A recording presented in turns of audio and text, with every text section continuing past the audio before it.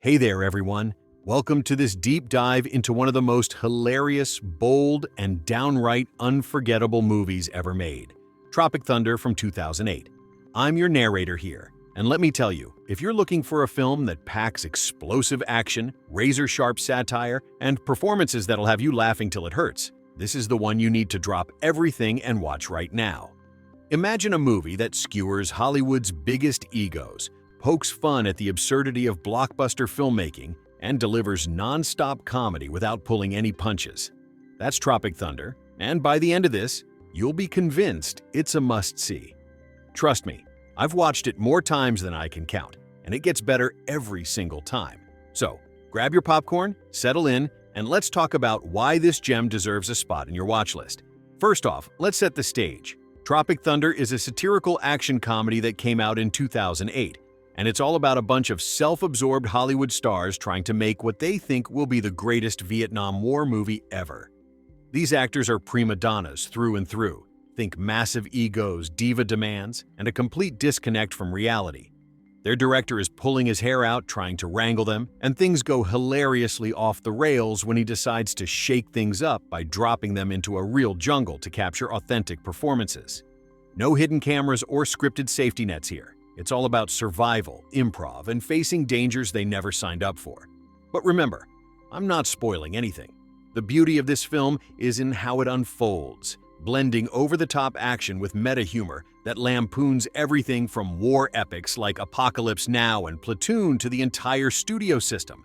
It's not just funny, it's smart, and it holds a mirror up to the entertainment industry in a way that'll make you think while you're cracking up. Now, what makes this movie so irresistible? For starters, the cast is an absolute dream team of talent, each bringing their A-game to roles that parody the very archetypes they've played in real life. Leading the charge is Ben Stiller as Tug Speedman, a fading action hero who's desperate to reinvent himself after a string of flops. Stiller isn't just starring, he's the heart of the film, channeling that intense, brooding action star vibe we've seen in so many blockbusters. Then there's Jack Black as Jeff Portnoy, a comedian known for his crude, fart joke-filled movies, who's now trying to go serious by playing a tough soldier. Black's energy is electric. He's all over the place, bringing that wild, unpredictable humor that makes you root for his character's redemption arc. And oh man, Robert Downey Jr. as Kirk Lazarus? This is the performance that got everyone talking. Downey plays an Australian method actor who's a 5-time Oscar winner, infamous for going to extreme lengths for his roles, including undergoing a controversial pigmentation alteration to play a black sergeant named Lincoln Osiris. Downey stays in character the whole time, and it's a masterclass in commitment that earned him nominations across the board. His lines are gold, like when he dives into debates about acting authenticity. It's hilarious and thought-provoking all at once. But the cast doesn't stop there. We've got Brandon T. Jackson as Al Pacino, a rapper-turned-actor who's promoting his energy drink Booty Sweat and candy bar Bust-A-Nut while playing a soldier named Motown. Jackson brings that street-smart edge, clashing perfectly with the other egos. Jay Baruchel plays Kevin Sandusky, the wide-eyed rookie actor who's actually prepared and knows the script inside out. He's the straight man in this circus, keeping things grounded amid the chaos. Steve Coogan is Damien Cockburn, the beleaguered British director who's in over his head with these stars. His frustration is palpable and so relatable if you've ever dealt with difficult people. Nick Nolte growls his way through as Four-Leaf Tabak, the grizzled veteran whose fake memoir inspired the whole project. He's the one pushing for that real experience. Danny McBride is Cody Underwood, the explosive-obsessed pyrotechnics guy who's basically a pyromaniac with a helicopter. His deadpan delivery steals scenes. Bill Hader pops up as Rob Slalom, a nervous studio assistant, adding that frantic energy. And let's not forget the cameos that elevate this to legendary status. Matthew McConaughey is Rick the Pecker Peck, Tug's loyal agent who's all heart and hustle, fighting for his client from afar. Then there's Tom Cruise in a role you have to see to believe.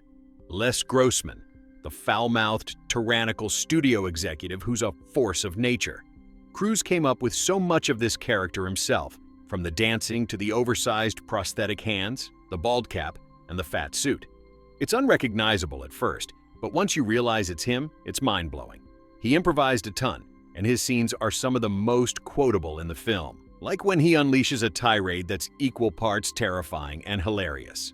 Other quick appearances include Tobey Maguire in a satirical trailer parodying Brokeback Mountain, Tyra Banks, Maria Menounos, Martin Lawrence, Jason Bateman, Lance Bass, Jennifer Love Hewitt, Alicia Silverstone, Christine Taylor, Stiller's wife, Minnie Andon, Anthony Rivivar, Rachel Avery, and even Jon Voight.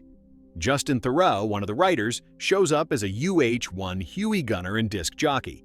Oh, and there's Brandon Soo-Hoo as Tran, a young gang leader, and Reggie Lee as Byung, his right-hand man.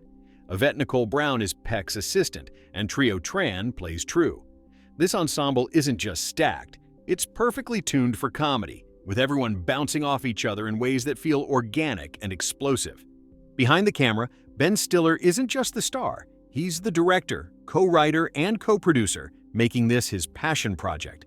He developed the idea way back in 1987 while working on Empire of the Sun, where he noticed how actors in war films would come back from boot camps acting like they'd survived actual combat. It cracked him up, and that seed grew into this satire on method acting, Hollywood excess, and war movie tropes. Stiller co-wrote the screenplay with Justin Theroux and Ethan Coen, turning it into a story that parodies films like Rambo, Full Metal Jacket, and more. Theroux even appears in the film, and the script allowed for tons of improvisation, which is why the dialogue feels so alive. Producers include Stuart Kornfeld, Eric McLeod, and Stiller himself under his Red Hour Productions banner, in association with DreamWorks Pictures. It was an international co-production involving the US, Germany, and the UK. Production was a beast in itself, and hearing about it makes you appreciate the film even more. After getting greenlit in 2006, filming kicked off in 2007 on the Hawaiian island of Kauai, which stood in for the Southeast Asian jungle. It was the largest production ever on the island, pumping over $60 million into the local economy. They built sets in just 3 months, using private land and conservation areas.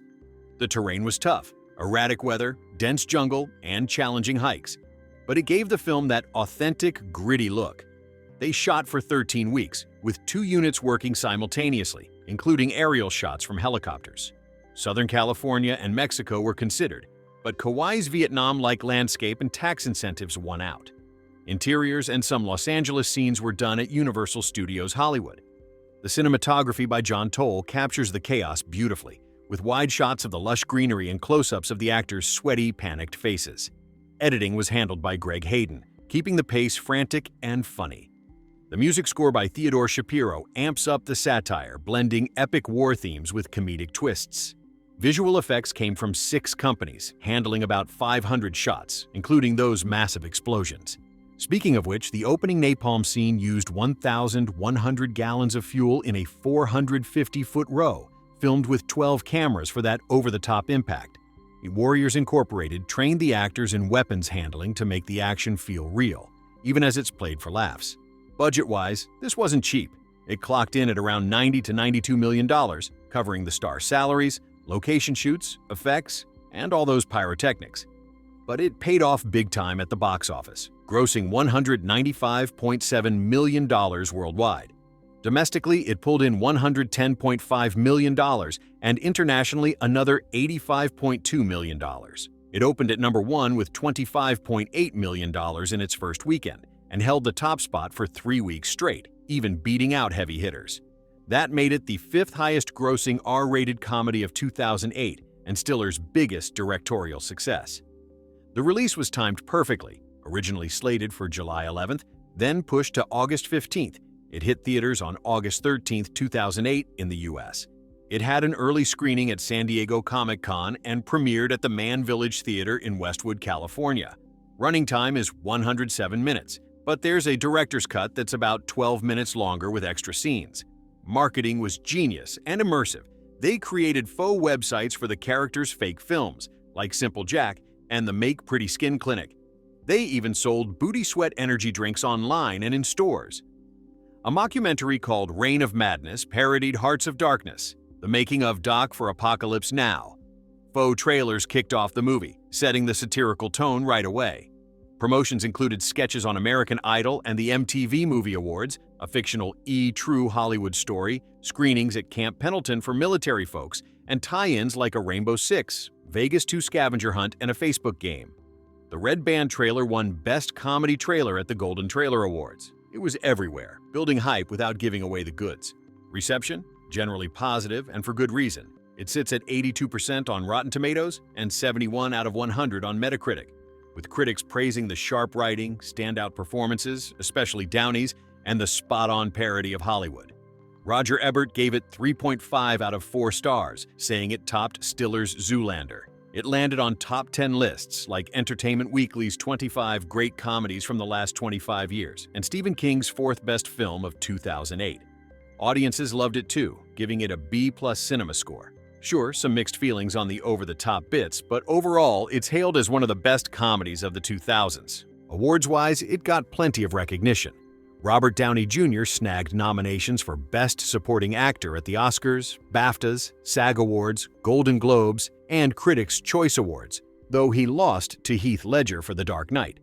Tom Cruise got a Golden Globe nod for his wild performance. The film won Hollywood Comedy of the Year at the Hollywood Film Festival, Best Comedy at the Critics' Choice Awards, and Best Motion Picture Comedy or Musical at the Satellite Awards. The ensemble was nominated by the Boston Society of Film Critics. It was a contender during awards season, proving its bite matched its bark. Of course, no bold satire comes without controversy, and Tropic Thunder stirred up plenty. The portrayal of intellectual disabilities, especially in the fake film Simple Jack, where Tug plays a mentally challenged character, drew fire.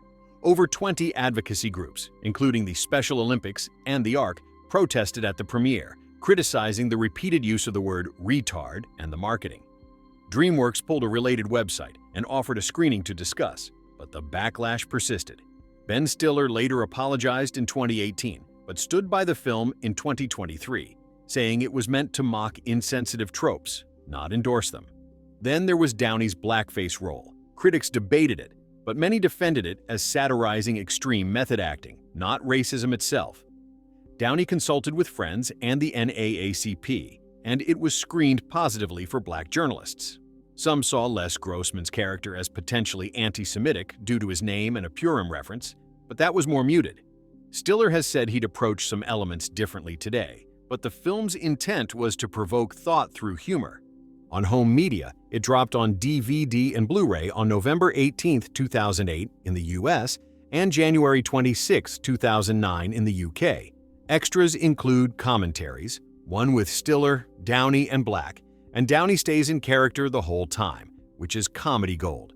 There are featurettes on the making of, deleted scenes, an alternate ending, and the full Reign of Madness mockumentary. The 2-disc director's cut adds those extra minutes. It sold nearly 3 million units by September 2009, raking in about $49.9 million. Now it's on Paramount Plus for streaming, and in 2022, Kino Lorber released an Ultra HD Blu-ray with HDR Dolby Vision. The soundtrack is another highlight, released on August 5, 2008. It features tracks like those from The Crystal Method, The Temptations, Creedence Clearwater Revival, and more, plus Shapiro's score. Songs like Flo Rida's Low appear in the film, but not on the album. It charted on Billboard's top independent albums. Fun trivia abounds, making this movie even more rewatchable. Originally, Keanu Reeves was eyed for Tug Speedman, and Mos Def turned down Al Pacino. Owen Wilson was set for Rick Peck, but stepped back after personal issues, so McConaughey stepped in. Tom Cruise wasn't even in the original script as Grossman. He suggested the role and built it from scratch. Jack Black drew from his own experiences with addiction for Portnoy's drug issues, adding real depth. Robert Downey Jr. created Lazarus's voice on his own, switching from Irish to Australian for better improv. The film's explosions were massive. One used over 1,000 gallons of fuel. Filming in Kauai was grueling. Actors hiked miles daily, and weather delays were constant. Stiller got the idea from friends exaggerating their war experiences on sets like Platoon. There was talk of a Les Grossman spin-off in 2010 with a script by Michael Bacall, and it was still in development as of 2022. Cameos were improvised, and the faux trailers, like Scorcher for Tug and Satan's Alley for Kirk, parody real films perfectly. Quotes from the cast show why this was special. Ben Stiller said, "I feel the tone of the movie is its own thing. I think there are elements of satire, but I don't think it should be categorized just as that." Robert Downey Jr. reflected on his role. If I didn't feel it was morally sound or that it would be easily misinterpreted, I would have stayed home. Jack Black called it a dream come true, praising the freedom to ad-lib. Tom Cruise summed up Grossman, "I want to have fat hands and I want to dance." Brandon T. Jackson defended Downey. "It was just good acting. He's a method actor." So, why should you watch Tropic Thunder? Because in a world of safe, formulaic comedies, this one takes risks. It mocks the industry that made it, delivers gut-busting laughs, and boasts performances that stick with you. It's action-packed yet thoughtful, hilarious yet insightful. Whether you're a film buff spotting the parodies or just want to escape with pure entertainment, it delivers. It's politically incorrect in the best way, substantiated by its satirical heart, and it doesn't shy away from the absurdities of fame. Plus, with its timeless commentary on ego and authenticity, it feels fresher than ever in today's social media-driven Hollywood. If you're still sitting there wondering whether to hit play tonight, let me keep painting the picture so vividly that you'll be reaching for the remote before I even finish this sentence. One of the things that makes Tropic Thunder feel so alive, so electric, is how it never lets the comedy settle into one lane. It's action comedy, it's showbiz satire, it's character-driven farce, it's meta-commentary on Hollywood, and it's even got these tiny, heartbreaking moments buried under all the explosions and one-liners. You laugh so hard at Downey's Australian accent, refusing to break, at Jack Black's wild-eyed panic attacks, at Ben Stiller's tragic Simple Jack trailer playing on loop in everyone's heads, but then there's this quiet beat where you realize these people are actually kind of lonely, kind of lost, kind of chasing validation in the most ridiculous ways possible.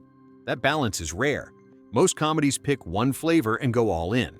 Tropic Thunder serves the whole buffet and somehow makes every dish taste better because of the others. Let's talk about the opening sequence again, because it's one of the greatest fake movie openings in cinema history. Those three faux trailers that kick off the film are absolute perfection. First, you get The Fatties Fart 2, starring Jack Black in a fat suit eating everything in sight. Pure gross-out parody of the kind of lowbrow sequels studios greenlight without thinking. Then, Simple Jack, with Ben Stiller as the titular character who's, well, let's just say the marketing tagline, "Once upon a time there was a retard," is delivered with such deadpan cruelty that it becomes instantly iconic and controversial, as we already touched on. And then the prestige one, Satan's Alley, Robert Downey Jr. as a gay monk in medieval times, complete with sweeping strings and longing glances. It's a brutal send-up of Oscar-bait dramas, and the way it transitions into the actual movie is seamless. You're laughing, you're uncomfortable, you're impressed, all in about 8 minutes. That's how you know you're in the hands of people who really understand comedy structure. Now let's zoom in on some of the smaller, delicious details that reward repeat viewings. Pay attention to the background signage and props. The Booty Sweat energy drink cans scattered everywhere. The Bust-a-Nut chocolate bars. The Tropic Thunder movie posters with fake critic quotes like "2 thumbs way up my ass" from a non-existent reviewer. The production design team went nuts, pun intended, making sure every frame dripped with satire. Even the fake Vietnam-era music video that plays during one of the montages is shot-for-shot ridiculous, complete with slow-motion hair flips and explosions timed to the beat. Another layer, the weapons and military gear are surprisingly accurate.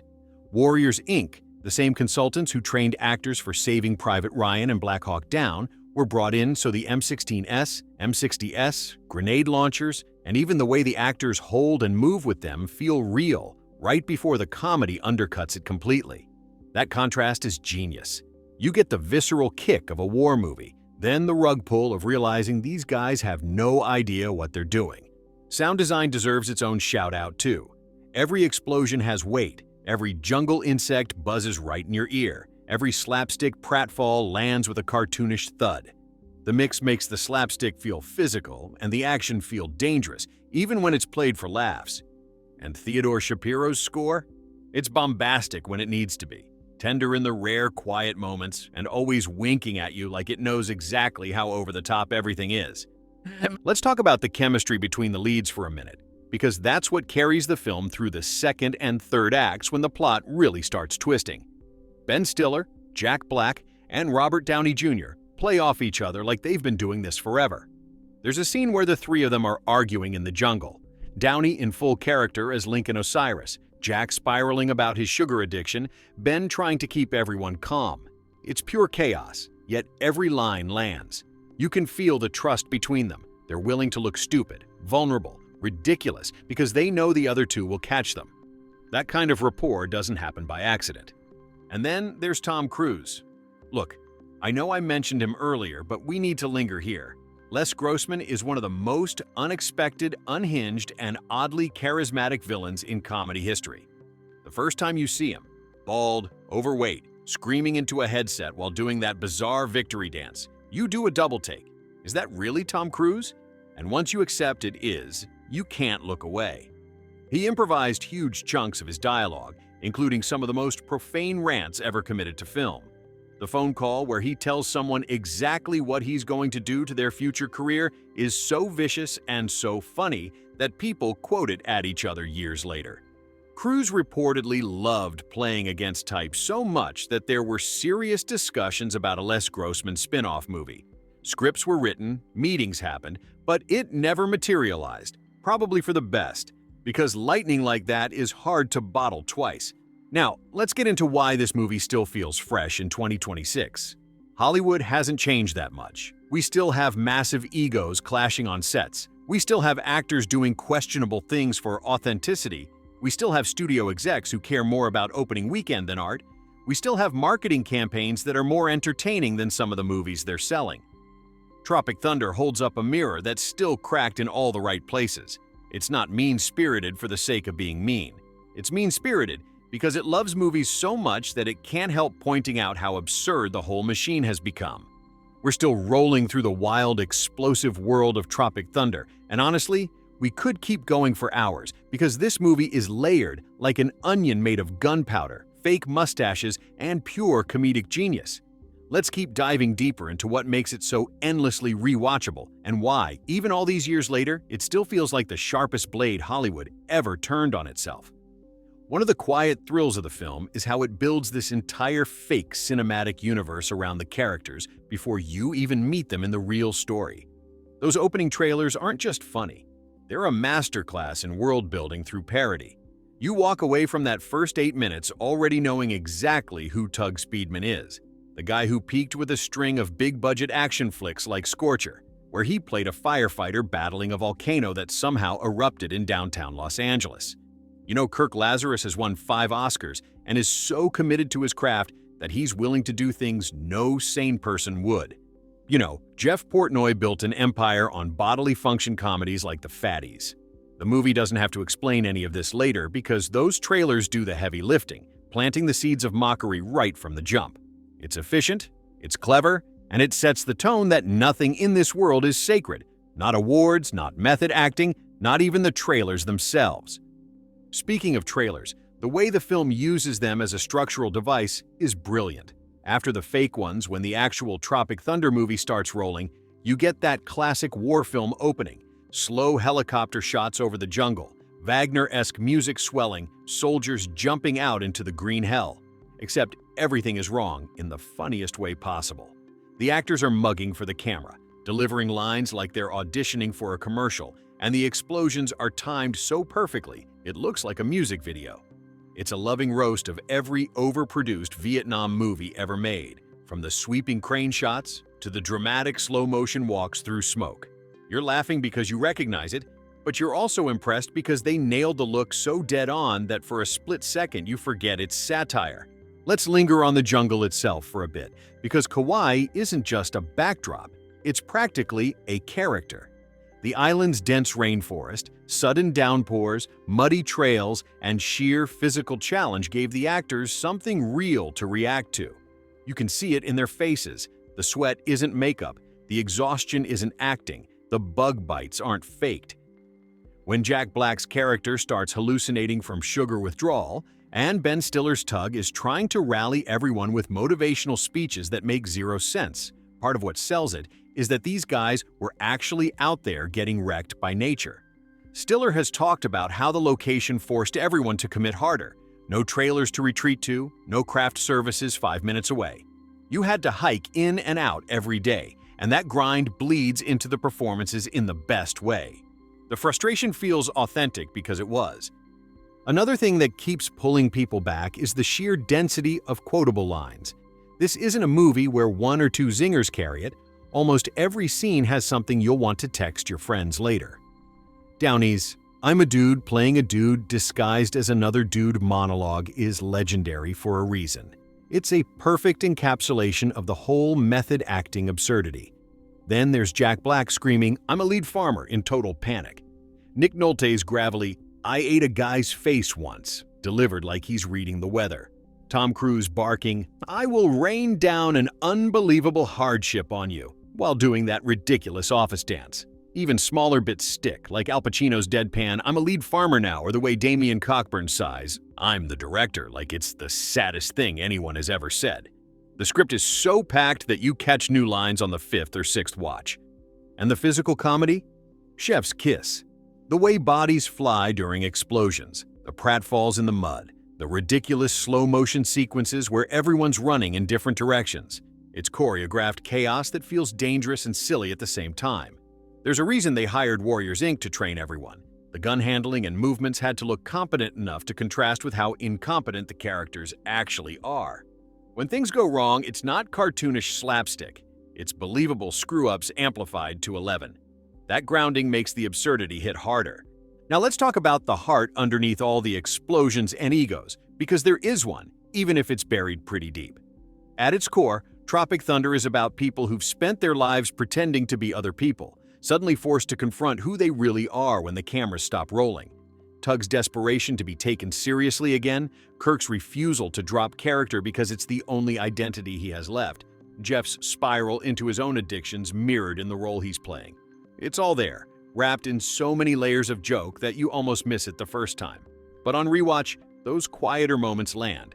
The scene where Tug talks about Simple Jack and how it destroyed his career isn't just funny, it's kind of tragic. The way the group slowly starts to bond through shared misery feels earned, not forced. It's a comedy that sneaks in a little humanity when you're not looking.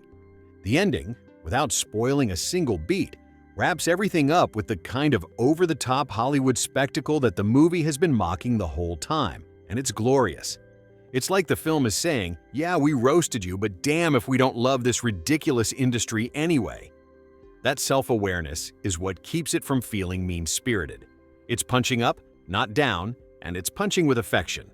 If you're watching for the first time, pay attention to how the tone shifts across acts. The first act is pure showbiz satire. Red carpets, agents, studio drama.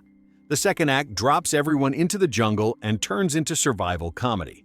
The third act goes full action blockbuster while still winking at you. That progression keeps it fresh. It never stays in one gear too long. One last batch of tiny details that make repeat viewings addictive. Watch for the continuity gags, like how wrecked everyone's costumes get as the story progresses. Notice the product placements that are so blatant they loop back around to genius. Catch the background extras in the fake movies who are clearly having the time of their lives. Listen for the sound effects that are just a hair too exaggerated. Everything is dialed up to mock the bombast of big studio films. So if you've made it this far and you still haven't pressed play, what are you waiting for? Tropic Thunder isn't just a comedy, it's an experience. It's loud, it's smart, it's stupid, it's insightful, it's offensive in places, it's triumphant in others. It's the kind of movie that makes you love movies more, even as it tears them apart. We're still deep in the heart of Tropic Thunder territory, and trust me, there's plenty more fuel in this jungle fire to keep the conversation burning bright. This movie is like one of those endless action sequences that just keeps escalating. Every time you think it's peaked, it throws another grenade of genius your way. So, let's keep pushing forward and uncover even more reasons why this 2008 masterpiece refuses to fade into the background of comedy history. One of the smartest moves the filmmakers made was turning the entire production process into part of the joke without ever breaking the fourth wall too obviously. Think about how the making of elements bleed into the story itself. The director's frustration with his stars mirrors what Ben Stiller must have felt wrangling this massive cast on a remote island. The fake documentary Reign of Madness that came out as a promotional tie-in isn't just bonus content. It's an extension of the satire, parodying the behind-the-scenes ego clashes that famously plagued Apocalypse Now. Watching that mockumentary after the movie feels like getting the director's cut commentary track, except it's funnier and more unhinged. It's meta layered on meta, and it works because the film never takes itself too seriously, even while it's roasting everyone who does. Let's talk about how the movie handles its villains, or rather the lack of traditional ones. In most action comedies, you've got clear bad guys, the enemy army, the corrupt official, the rival studio head. Here, the real antagonists are the characters' own egos, insecurities, and the absurd machinery of Hollywood itself.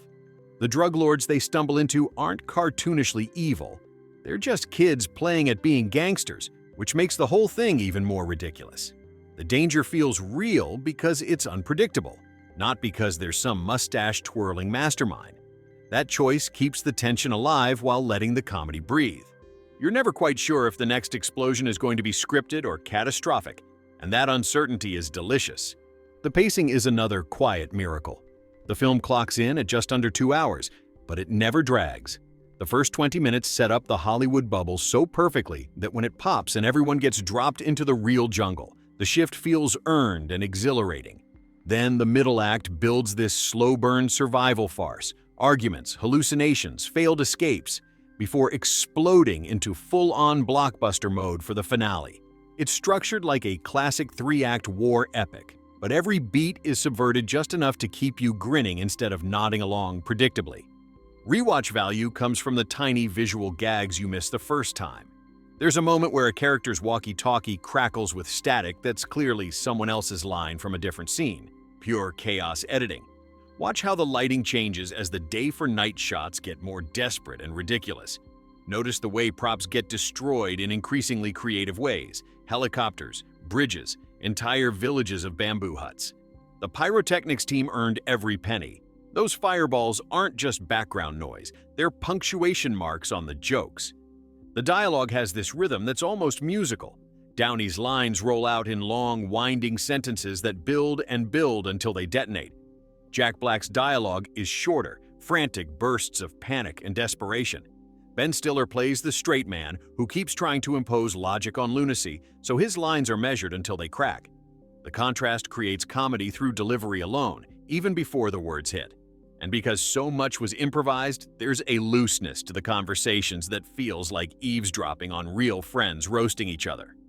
One more thing that ages beautifully: the commentary on celebrity culture. In 2008, social media was just starting to explode, but the movie already nails the performative aspect of fame. The photo ops, the product endorsements, the carefully curated personas. Al Pacino's energy drink and candy bar empire feels prophetic now that every celebrity has their own brand line. Kirk Lazarus, staying in character, offset mirrors the way some actors today never fully drop the role for interviews. Tug's fall from grace after a serious role flops is still the exact arc we see when big stars try prestige projects and crash. The satire hasn't dated, it's just gotten more accurate. If you're introducing this to someone who's never seen it, warn them about 2 things. First, the language is ferocious. Tom Cruise alone drops more F-bombs in 5 minutes than most movies do in their entire runtime. Second, it doesn't pull punches on sensitive topics, and that's deliberate. The point isn't to offend for shock value, it's to expose how casually cruel and self-absorbed the industry can be. But because the target is always power and pretense, not vulnerable people, it lands as critique rather than cruelty for most viewers. Picture this: you're watching with a group. The room goes quiet during certain lines because everyone's trying not to spit out their drink. Then someone repeats the line in a bad accent, and the whole place erupts again. That's the ripple effect Tropic Thunder creates. It's contagious laughter, the kind that makes you rewind scenes just to hear them one more time. As we wind down this deep dive, remember that great comedies don't just make you laugh in the moment, they stick around. They become shorthand between friends, references you drop in conversations years later, moments you revisit when you need a guaranteed mood boost. Tropic Thunder does all of that and more. It's loud, it's messy, it's brilliant, and it's unapologetic. So if you've been on the fence, consider this your final nudge. Dim the lights, hit play, and let the madness unfold. Let the explosions rattle your speakers. Let the accents make you cry laughing. Let the satire sink in while you're too busy laughing to notice how sharp it really is. We're still trekking through this cinematic jungle, and honestly, Tropic Thunder has so many hidden trails and explosive clearings left to explore that we could probably talk about it until the credits roll on a double feature. Let's keep the momentum going and peel back a few more layers that make this film feel like it was engineered in a mad scientist's lab, specifically to hijack your sense of humor and never let go. One of the things that hits harder on every rewatch is how the movie turns Hollywood's obsession with authenticity into its biggest punchline. Kirk Lazarus isn't just method acting, he's method acting to the point of absurdity, refusing to break character even when it's life or death ridiculous. The irony is thick. Here's a guy who's supposedly the most dedicated performer alive, yet he's completely detached from reality. Every time he launches into one of his long philosophical rants about the craft, you're laughing because it's over the top, but you're also nodding because you've seen actors talk exactly like that in real interviews. The film doesn't just mock the extreme end of method acting, it gently ribs the whole idea that suffering automatically equals better art. And it does it so cleverly that you almost feel bad for laughing, almost. Then there's the way the supporting cast keeps sneaking up on you with moments that steal the entire scene. Take Nick Nolte as Four-Leaf Tayback. He's this growling, chain-smoking Vietnam vet whose entire backstory is built on a lie. Yet he sells it with such gravelly conviction that you buy it for half the movie. His delivery is so dry and deadpan that when he drops lines about eating people or surviving impossible odds, it lands like a sledgehammer wrapped in velvet. Or look at Brandon T. Jackson as Al Pacino. His character is layered with so much ironic bravado that every time he tries to act tough, it backfires spectacularly. The tension between his public persona and the private cracks is played perfectly, and it gives the group dynamic this extra spark. The editing deserves its own standing ovation, too. Greg Hayden cuts the film like a comedy sniper, quick, precise, never lingering too long on a gag, but always letting the best ones breathe just enough. There are these rapid-fire montages where the actors are arguing, running, exploding things, and falling down, and the rhythm feels like a drum solo. It's exhausting in the best way, the kind of editing that makes you feel the chaos rather than just watch it. Pair that with the sound design. Every squelch of mud, every crack of gunfire, every over-the-top whoosh of a helicopter, and you're fully immersed in this fever dream of a jungle.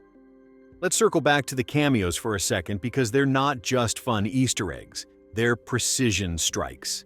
Matthew McConaughey as Rick Peck is so effortlessly charming and loyal that you root for him even though he's technically part of the problem.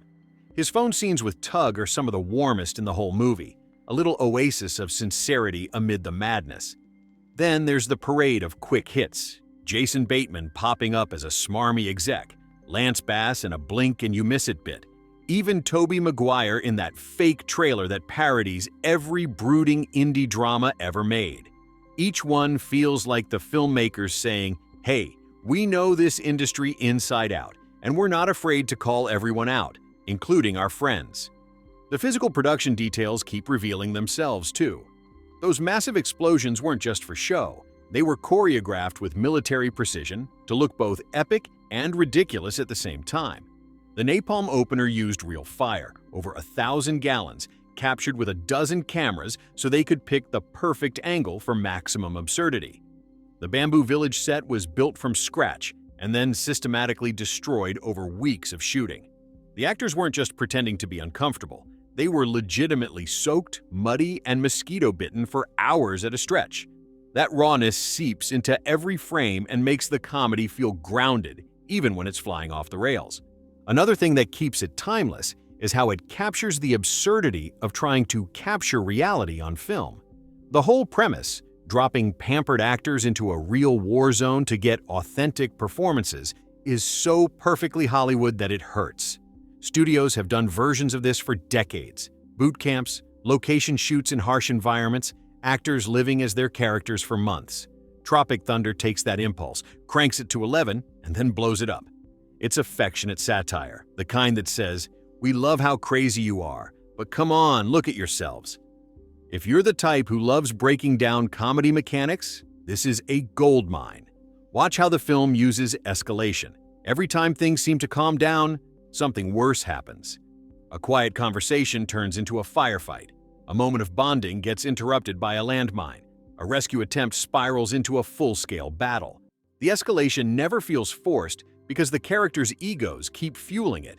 They're the ones who keep making bad decisions, and that's what makes the comedy sustainable instead of exhausting. One final little secret weapon: the score. Theodore Shapiro doesn't just underscore the action, he mocks it. Those swelling orchestral swells during ridiculous moments, the dramatic strings when someone's delivering a terrible line, the way the music cuts out abruptly for a punchline, it all adds another layer of wink-wink humor. It's like the composer is in on the joke and having as much fun as the actors. So here we are, still raving about a movie that came out in 2008 like it dropped yesterday. That's the sign of something special. Tropic Thunder doesn't just survive repeat viewings, it demands them. Each time you watch, you catch a new line, a new background gag, a new facial expression that sends you into hysterics all over again. If you've been holding off, stop. This is the night. Lights low, sound up, no distractions. Let the fake trailers roll, let the helicopters thump, let the egos clash, and the explosions light up the screen. Laugh loud enough for the neighbors to wonder what's wrong with you. Quote lines shamelessly. Feel that rush when everything comes together in the finale like the most gloriously chaotic fireworks display ever. We're still charging through the thick underbrush of Tropic Thunder, and every step uncovers something new that makes you appreciate just how meticulously this comedy bomb was constructed. Let's keep the spotlight on what happens when you peel back the layers of explosions and one-liners and really look at how the film turns the entire concept of going method into both the funniest running joke and the sharpest critique of performance art in modern cinema. Robert Downey Jr.'s Kirk Lazarus isn't just staying in character for the role. He's staying in character because dropping it would mean facing the void of who he actually is when the awards aren't rolling in and the scripts aren't calling his name. That quiet desperation underneath all the bravado and the flawless Australian accent is what gives the performance its unexpected depth. You laugh at the ridiculousness of a white Australian actor playing a black sergeant with such commitment that he won't even use contractions offset. But you also feel this tiny pang when you realize he's hiding behind layers of artifice the same way so many performers do. The movie never spells it out in big emotional speeches, but it's there in the glances, in the way he corrects everyone's improv with pedantic fury, in the moments when the mask slips just a fraction and you see the loneliness peeking through. It's comedy with teeth, the kind that bites down on something real while you're still cracking up. And speaking of masks slipping, let's talk about how Tropic Thunder uses its ensemble to create this perfect storm of clashing personalities that somehow, against all odds, starts to gel into something resembling camaraderie. Early on, these people can barely stand each other. Ben Stiller's Tug is the washed-up has-been everyone pities. Jack Black's Jeff is the crude comic who can't stop shoving his addictions into every conversation. Brandon T. Jackson's Alpa is the guarded rapper hiding behind layers of bravado and product placement. Jay Baruchel's Kevin is the earnest kid who actually read the script and knows military protocol while everyone else is winging it. They snipe, they sabotage, they roll their eyes so hard you can hear it through the screen. But as the jungle strips away the safety nets, the trailers, the assistants, the catering, the cell service, their egos start cracking open just enough for real connection to sneak in. It's not sappy, it's messy and reluctant and frequently hilarious. But you start to root for them, not because they're heroes, but because they're finally forced to act like human beings instead of walking billboards. That slow shift from, I hate these people, to, okay fine, these idiots are my idiots now, is handled with such subtle gradations that you almost don't notice it happening until the stakes get real, and suddenly their bickering feels protective instead of destructive. The jungle itself keeps giving back in ways you don't expect on first watch. Kauai's terrain isn't just pretty green wallpaper, it's an active participant in the comedy. The sudden rainstorms that drench everyone mid-argument, the vines that trip people at the worst possible moment, the mud that turns every step into a slapstick struggle, the sheer oppressive humidity that makes every line reading sound more desperate. The location isn't passive. It's punishing these pampered actors in ways no soundstage ever could. And you can see the toll in their eyes, in the way their hair mats, in the genuine exhaustion that creeps into their voices. Ben Stiller has said in interviews that the physical demands were brutal, with long hikes just to reach the next setup, and that grind infuses every frame with authenticity that no amount of makeup or lighting tricks could fake. When Jack Black's character starts losing his mind over a lack of sugar, it's funny because of the over-the-top delivery, but it's believable because you can tell the actor himself has been running on fumes for hours. That collision between real discomfort and cartoonish exaggeration is where so much of the film's energy lives. Let's not sleep on how Tropic Thunder weaponizes its own marketing materials against itself. The fake websites, the booty sweat cans that litter every scene like invasive species, the bust-a-nut wrappers crumpled in the dirt, the promotional trailers that play before the movie even starts. They're all part of the joke, but they're also a brutal self-own. The film is saying, look at how shamelessly we sell garbage to audiences. Look at how we reduce complex human stories to taglines and merchandise. Look at how we turn trauma into entertainment and then slap a logo on it. Yet it does all of this while delivering one of the most entertaining packages imaginable. It's having its cake, eating it, then throwing the plate at the wall for good measure. That level of self-awareness, without descending into preachiness, is incredibly hard to pull off. And the fact that they do it while keeping the laughs coming nonstop is borderline miraculous. Every rewatch reveals new visual punchlines tucked into the corners of the frame. A background extra in one of the fake trailers who's clearly trying not to corpse. The way a helicopter's rotor wash flattens a character's hair at the exact moment he's trying to deliver a dramatic line. The increasingly ridiculous state of everyone's costumes, once crisp fatigues now shredded, covered in mud, stained with fake blood, and real sweat. The product placements that start subtle and end up so blatant they loop back to parody. These aren't accidents. They're deliberate flourishes from a team that knew people would watch this movie 10 times and still find something new to laugh at. And the soundscape? Man, the soundscape. Every crunch of foliage, every distant bird call that gets interrupted by an F-bomb, every metallic clack of a magazine being slammed home, every whoosh of napalm. It all builds this immersive bubble that makes the comedy feel bigger than the screen. Theodore Shapiro's score leans into the bombast of classic war epics but twists it just enough to keep reminding you this is satire. Those heroic brass swells undercut by a pratfall, those tense strings punctured by a ridiculous one-liner. It's musical comedy direction at its finest, so if you're still sitting there debating whether to press play one more time, let this be the push. Tropic Thunder isn't just a movie you watch, it's a mood you catch, a virus of pure chaotic joy that rewires your brain to find humor in the most unexpected places. It's loud and unapologetic and smarter than it pretends to be, and every minute is packed with enough craft, enough heart, enough sheer audacity to make you grateful. Comedies like this still exist. We're still lost in the glorious, sweat-soaked, napalm-scented madness of Tropic Thunder, and every time I think we've covered every angle, another hilarious detail or razor-sharp observation pops up like a tripwire we didn't see coming. Let's keep wandering deeper because this movie is built like one of those old-school war epics it's roasting. Layer upon layer of setup, payoff, misdirection, and then one final massive detonation that leaves you stunned, laughing, and oddly moved all at once. One of the quietest but most brilliant tricks the film pulls off is how it uses silence and reaction shots to amplify the comedy tenfold. There are so many moments where no one says anything. The camera just lingers on a face as the full weight of someone's idiocy sinks in. Think of the long, incredulous stares after one of Downey's Lazarus rants, or the way Ben Stiller's tug just freezes when he realizes how badly he's been played, or the slow pan across Jack Black's horrified expression as reality crashes down harder than any explosion. Those beats aren't dead air. They're comedy gold because the actors are masters of physical reaction. Their eyes do half the work, wide with panic, narrowed in suspicion, rolling so dramatically you can practically hear the sarcasm. In a movie full of rapid-fire dialogue and booming sound effects, those quiet seconds hit like punctuation marks, giving the audience just enough time to catch their breath before the next wave of absurdity crashes over them. It's a reminder that great comedy isn't always about what's said. Sometimes it's about what's felt in the stunned aftermath. And let's talk about how Tropic Thunder turns the classic fish-out-of-water trope inside out and then sets it on fire. Usually in these kinds of stories, you have ordinary people thrust into extraordinary circumstances and they rise to the occasion.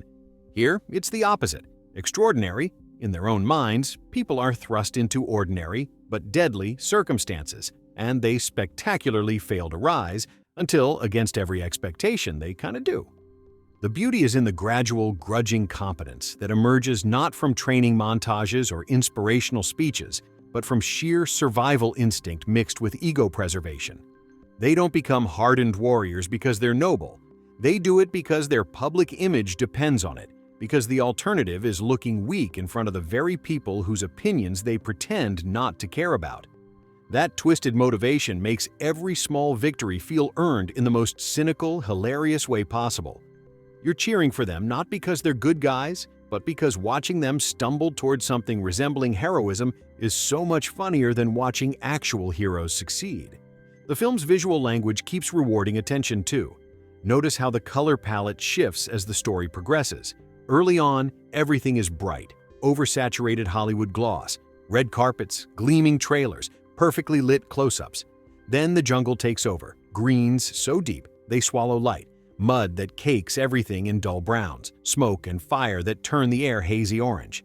By the time the big action set pieces hit, the screen is alive with contrasting bursts, neon muzzle flashes against dark foliage, golden explosions lighting up terrified faces, the stark white of a flare cutting through the night. It's not subtle, but it's deliberate. The movie visually enacts the journey from artificial glamour to raw chaos, and then back to artificial glamour again in the finale, closing the loop with delicious irony.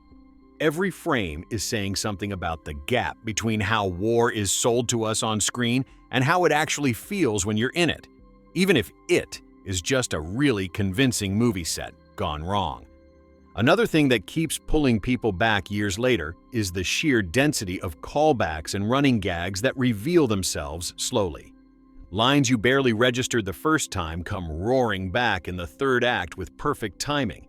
Visual motifs, a particular piece of equipment, a recurring phrase, a prop that seemed throwaway, reappear at the exact moment they'll do the most damage to your funny bone. It's the kind of writing where nothing is wasted. Every detail is either setting up a joke 10 minutes later or paying off one from 20 minutes earlier. That level of craftsmanship turns casual viewing into obsessive rewatching because you start hunting for the next hidden thread, the next little Easter egg buried in the background of a chaotic scene. It's like the filmmakers knew we'd watch this thing on repeat and built it accordingly. Let's linger for a moment on how the movie handles its own controversy without ever apologizing for it. It knows it's stepping on landmines, intellectual disability portrayals, blackface-adjacent satire, relentless profanity, and instead of backing away, it leans in harder. The point isn't to be offensive for its own sake. It's to expose how casually the entertainment industry traffics in stereotypes, trauma, and bad taste when it thinks no one important is watching.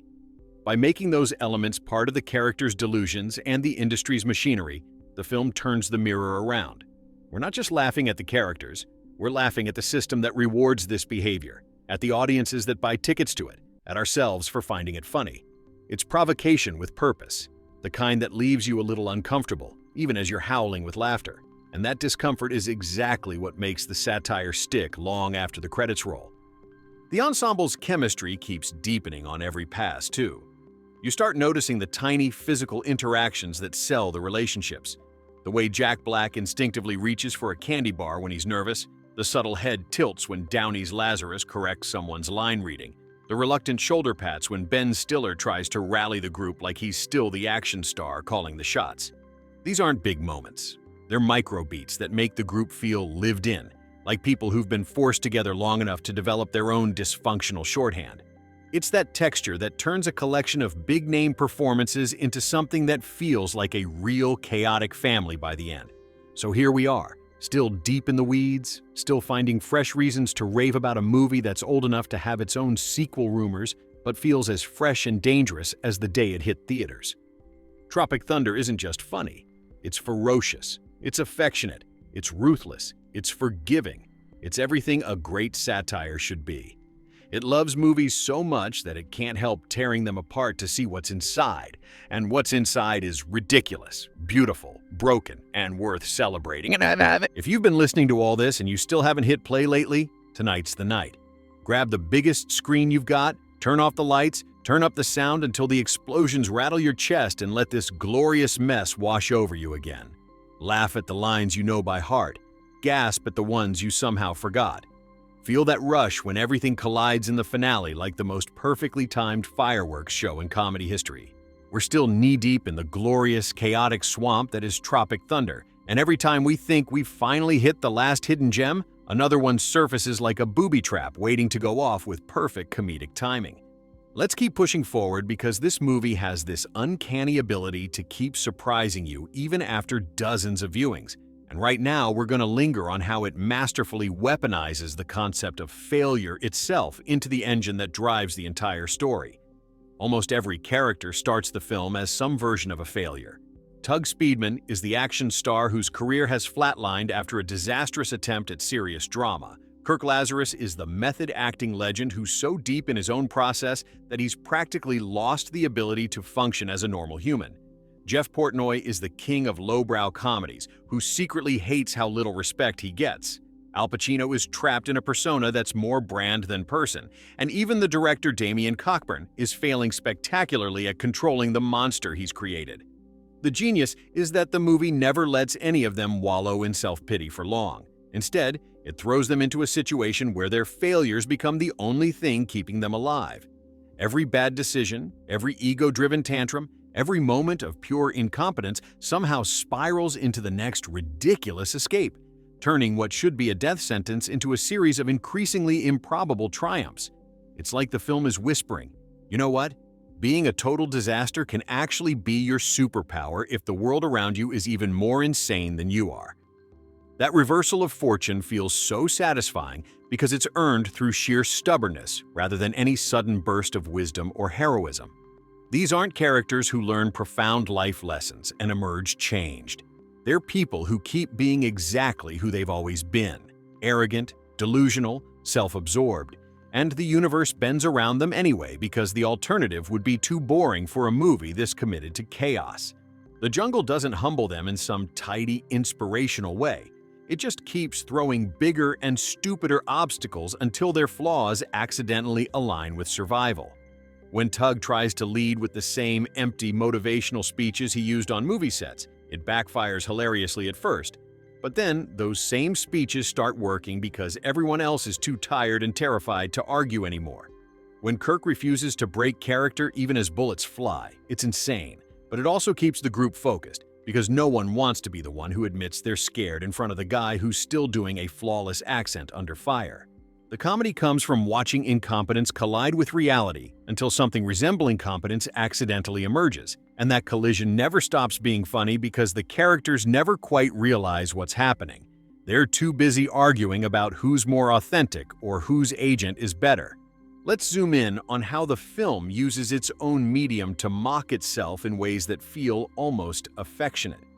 The fake trailers at the beginning aren't just setup, they're a declaration of intent. By showing us the kind of garbage Hollywood churns out, gross-out sequels, Oscar bait weepies, overproduced war epics, the movie is saying up front, we know exactly what we're parodying because we're part of it too. Then, as the real story unfolds, it deliberately apes those same tropes. The sweeping helicopter shots, the dramatic slow-motion walks through smoke, the swelling music cues, the heroic last stands. But every time it leans into those cliches, it undercuts them with something absurd. A character tripping over his own feet, a line delivered with zero conviction, an explosion that's timed so perfectly it looks fake, even when it's real. It's love-hate in the best possible way. The film adores the bombast of big studio movies so much that it can't resist recreating it. But it also can't resist pointing out how hollow and manufactured it all is. That push-pull tension is what keeps the satire from feeling smug or superior. It's in on the joke with us, laughing at the industry while still delivering the exact kind of spectacle the industry sells. The performances keep revealing new shades every time, too. Ben Stiller's Tug isn't just playing a fading star, he's playing a guy who's internalized every bad note from every bad review he's ever gotten. And you can see it in the way his shoulders slump when someone mentions Simple Jack, or the desperate brightness in his eyes when he tries to rally the group like he's still on a press junket. Jack Black brings this frantic, almost childlike energy to Jeff that makes his breakdowns feel both pathetic and oddly endearing. He's not just funny because he's loud, he's funny because you can tell he's terrified of being irrelevant, and that fear makes every sugar-fueled meltdown hit a little harder. Robert Downey Jr. layers so much into Kirk Lazarus that it's dizzying. The commitment to the accent, the refusal to drop character, the quiet flashes of vulnerability when he's forced to confront how far he's gone for a role. Even the smaller parts, Nick Nolte's growling gravitas, Brandon T. Jackson's guarded swagger, Jay Baruchel's wide-eyed sincerity, feel fully realized because no one is phoning it in. They're all leaning into the ridiculousness while still giving real emotional stakes to people who are mostly ridiculous. And the sheer scale of the physical comedy never gets old. Those massive explosions aren't background noise, they're punctuation. When a building goes up in a fireball the size of a city block, it's not just visual spectacle. It's the movie saying, yes, this is exactly how over-the-top Hollywood action gets. But then it immediately cuts to someone covered in soot coughing out a one-liner, or tripping over debris, or arguing about whose fault it was, and the grandeur deflates into farce in seconds. That constant deflation is what keeps the energy so high. The film builds you up with cinematic grandeur and then knocks you down with human stupidity, over and over, until you're laughing from exhaustion. So if you've been riding this wave with me and you're still not convinced to fire up the movie again right this second, let me leave you with this. Tropic Thunder isn't trying to change your life or teach you anything profound. It's trying to make you laugh until your face hurts, make you quote lines at inappropriate moments for weeks afterward, make you appreciate how much craft and insanity goes into even the most ridiculous comedies. It succeeds on every level because it never apologizes for being exactly what it is. A loud, profane, brilliant, messy celebration of everything wrong and wonderful about making movies. We're still charging ahead through the wild, unfiltered brilliance of Tropic Thunder, and at this point it feels like we've been hiking the same endless jungle trail for days, sweaty, exhilarated, occasionally tripping over our own feet from laughing too hard, but refusing to stop because every new clearing reveals something even better than the last. Let's keep moving forward and sink even deeper into what makes this film such an unstoppable force of comedy. The way it turns the entire Hollywood dream factory into a hall of mirrors where every reflection is distorted, hilarious, and uncomfortably accurate. Think about how Tropic Thunder refuses to let any single character carry the movie on their shoulders alone. In lesser comedies, you'd get one breakout star and everyone else orbiting around them like supporting planets. Here, the gravitational pull keeps shifting. Sometimes it's Downey Jr. dominating with that unbreakable accent and those razor-sharp monologues about authenticity. Sometimes it's Jack Black spiraling into pure, unhinged chaos as his sugar addiction collides with jungle reality. Sometimes it's Ben Stiller quietly imploding under the weight of his own faded stardom while trying to pretend he's still the alpha. The spotlight bounces around so naturally that no one ever feels like the weak link. Instead, the whole cast becomes this perfect, dysfunctional machine where every gear is slightly off-kilter, grinding against the others in ways that produce sparks of genius instead of breakdowns. You can feel the trust on screen, the willingness to look foolish, to let someone else steal the scene for a minute, to lean into the embarrassment because they know the payoff will be worth it. That mutual generosity is rare in big ensemble pieces, and it's one of the secret ingredients that keeps the energy from ever dipping. Another thing that hits harder the more you watch is how the film uses repetition as a weapon. Certain phrases, certain gestures, certain visual gags get recycled at exactly the right intervals, so they build from funny to hysterical to legendary. Take the simple act of someone saying, "I'm a dude playing a dude disguised as another dude." It starts as a throwaway line in a tense moment, then gets echoed later with increasing exasperation, then twisted into something almost philosophical. And by the end, it's become this absurd mantra that sums up the entire movie without ever feeling forced. Or the way characters keep trying to motivate each other with the same empty Hollywood platitudes. "We've got this. Stay strong. This is our moment," only for the jungle to immediately prove them wrong in the most spectacular fashion possible. The repetition isn't lazy writing. It's rhythmic comedy, like a stand-up bit that keeps circling back to the punchline until the audience is begging for mercy. It creates this hypnotic momentum where you're laughing at the callback before it even fully lands because you already know what's coming. and when it arrives, it's somehow funnier than you remembered. The physicality of the performances deserves its own spotlight too. This isn't a movie where people stand around delivering dialogue in tidy medium shots. Bodies are constantly in motion, running, falling, crawling through mud, ducking behind trees, getting flung by explosions, wrestling with gear that's too heavy or too complicated for people who've only ever handled props.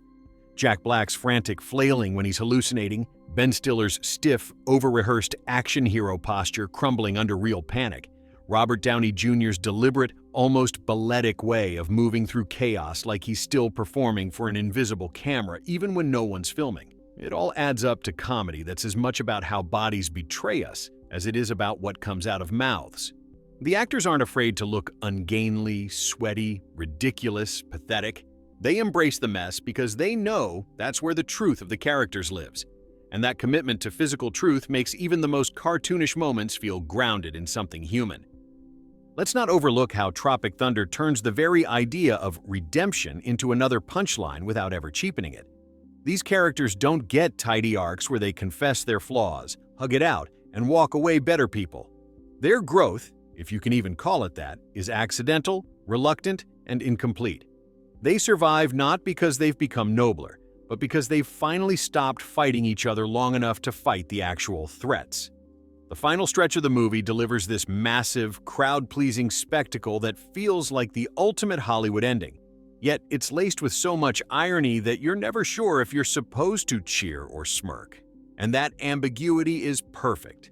It lets the audience decide how much sincerity to invest while still getting the cathartic rush of big action and big laughs. It's the rare comedy that gives you the emotional payoff of a blockbuster while reminding you exactly why blockbusters are often so hollow. At its heart, Tropic Thunder is a love letter written in jet fuel and profanity to the ridiculous, fragile, ego-driven art form we call movie making. It tears down the myths, method acting as sacred, stardom as deserved, war films as profound, then rebuilds them into something louder, dumber, and somehow truer. Every explosion is a kiss blown to the industry it's mocking. Every terrible line reading is a wink at the actors who've delivered them in real life. Every over-the-top set piece is a confession that, deep down, we all love this nonsense. So if you've been riding along with me through all these twists and turns and you're still not reaching for the play button, I don't know what else to tell you except this. Life's too short to skip a movie that makes you laugh this hard, think this much, and feel this alive while doing both at once. Dim the lights one more time. Let the fake trailers roll like old friends greeting you at the door. Feel the thump of those Hueys overhead. Get ready to quote lines you swore you'd forgotten. We're still blazing our trail through the explosive, ego-shredding world of Tropic Thunder, and it's starting to feel like we've been out here in this satirical wilderness forever, dodging verbal grenades, tripping over plot twists that double as punchlines, and laughing until our sides ache from the sheer audacity of it all. But that's the beauty of a movie like this. It doesn't just tell a story. It immerses you in a whirlwind of self-referential chaos that keeps unfolding new facets the longer you stay with it. And right now, we're going to delve even further into how the film masterfully balances its razor-sharp critique of Hollywood with genuine affection for the craft, creating a satire that stings without ever turning truly bitter. At its core, Tropic Thunder is poking fun at an industry built on illusions. Actors pretending to be soldiers who are pretending to be in a war that's pretending to be real. But it does so with such insider knowledge and winking enthusiasm that you can tell everyone involved loves movies deeply enough to roast them this thoroughly. The jokes about overblown budgets, diva demands, and studio meddling aren't coming from outsiders throwing stones. They're from people who've lived through the absurdity, like Ben Stiller drawing from his own experiences on sets where actors came back from boot camp acting like they'd stormed the beaches of Normandy, or Tom Cruise channeling every tyrannical producer he's ever crossed paths with into Les Grossman's unhinged rants. That authenticity makes the mockery feel earned, like a family teasing each other at Thanksgiving dinner rather than a stranger yelling insults from across the street. And it's what allows the film to go as far as it does without alienating the very audience it's lampooning. That balance extends to how the movie handles its action sequences too, turning what could have been generic shootouts and chases into elaborate parodies that still deliver the visceral thrills of a genuine blockbuster. Every firefight is choreographed with the kind of precision you'd expect from a Rambo sequel: bullets whizzing, bodies diving, explosions ripping through the undergrowth. But then it's undercut by something profoundly stupid, like a character fumbling their weapon because they're too busy arguing about craft services or delivering a monologue about artistic integrity while ducking behind a tree that's clearly not bulletproof. The stunt team and effects crew poured everything into making those moments look epic on a grand scale, with practical blasts that used real fuel and debris flying everywhere. Yet the editing and sound design twist them into farce by lingering on the actors' panicked faces or syncing the booms to ridiculous one-liners. It's this dual nature that keeps the film from ever feeling like it's slumming it. It respects the technical wizardry of big action movies enough to recreate it faithfully, then flips it on its head to expose how often that wizardry is used to paper over weak storytelling or shallow characters. You get the adrenaline rush of a summer tentpole flick combined with the intellectual satisfaction of seeing its formula dissected in real time, and that combination is intoxicating for anyone who's ever loved or hated going to the theater.